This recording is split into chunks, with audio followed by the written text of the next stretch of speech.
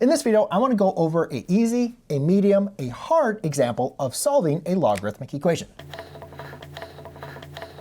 Now, obviously, to go ahead and pick only 3 equations, I had to make some decisions. And in this video, I'm just going to choose examples that only have one logarithm. And again, the idea if it's easy, medium, or hard is all relative, right? If you're first learning logarithms, they could all be hard. If you are just using this video as a review, they could all be easy. But I think no matter where you are in your journey, you're going to get some value out of going through these 3 examples. Okay.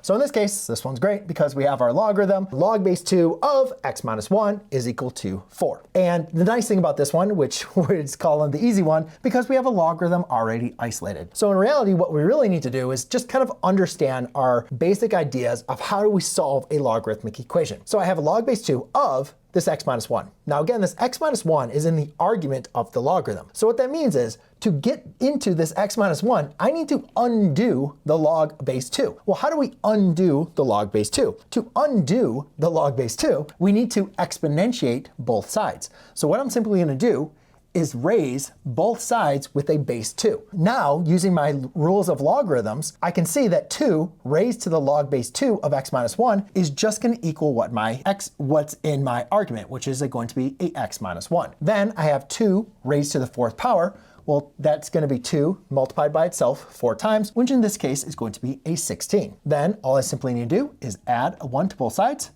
and x is going to equal to a 17. Now it's important when solving logarithmic equations that we always go back to check that our solution is not going to be extraneous. And what that means is we know that logarithms, if you look at the graph of a logarithm, it's all going to be positive solutions. So whatever my solution is, I need to make sure I plug it back into the equation to make sure I'm going to have a positive value. And here you can see 17 minus 1 is going to be 16. So obviously this solution is going to work. Okay, now I actually even had a debate in my own head is if I should put this in the hard one. Why? Because students just hate factoring. Whenever something deals with factoring or fractions, students will sometimes automatically always agree that's the most difficult problem. But in reality, if you look at this one and this one, they're very, very similar to each other. I don't need to do anything to isolate it. I already have a logarithm isolated. All I simply need to do is exponentiate on both sides to get rid of my log. So over here, I had log base 2. I exponentiated both sides with the base 2. Over here, I have a log base 3. So what do you think I should exponentiate on both sides? If you guessed a 3, you are correct. Okay, so again, when you have a base raised to a power with your logarithm with the same base, those are basically going to cancel out, and you're just going to be left with your argument. And then over here, I had a 3 squared. All right, so now I have a quadratic equation. Hopefully you are trained at this point to know when we have a quadratic, we always want to make sure we set it equal to 0. So therefore, we can go ahead and solve. So 13 minus 9 is going to be a positive 4. All right, so techniques we have for solving, we have the quadratic formula, we have factoring, completing the square. We always want to look to factoring first, right? So in this case, I'm looking at my C and saying what 2 numbers multiply to give me a positive 4 that add to give me a negative 5. And hopefully you recognize negative 4 and negative 1. This factoring problem wasn't that bad. So x minus 4 times x minus 1 equals 0. Use the zero product property. X minus 4 equals 0. X minus 1 equals 0. X equals 4 and x equals a positive 1. But wait, remember, we got to make sure we're not finding values that are going to be extraneous. So I need to go ahead and take these values and plug them in there to make sure I'm going to get a value that is still going to be positive. So let's take the 4. 4 squared is going to be 16. Negative 5 times 4 would be a negative 20. So 16 minus 4 is a negative 4. Uh-oh, but it's okay. Add 13, and we're going to have a positive 9, so that works. If I go ahead and plug in a 1, that's going to be a negative 5. 1 squared minus 5 is going to be a negative 4. But again, you add it to 13, and we're good to go. So therefore, ladies and gentlemen, you can see that this works. Both of those solutions are going to work. Now let's get over to a hard example.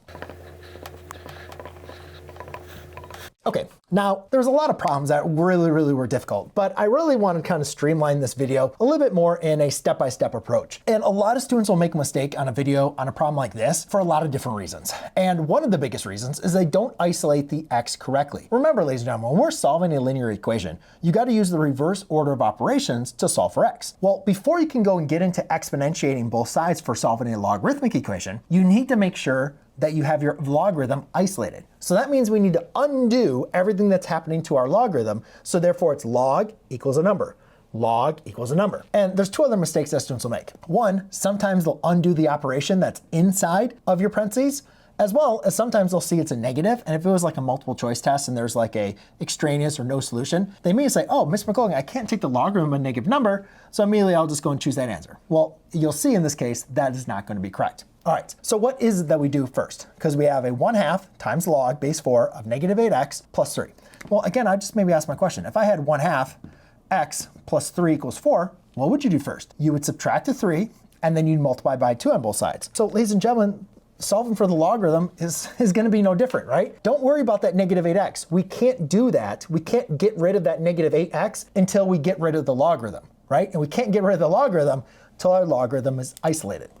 So I'm going to subtract the 3 on both sides.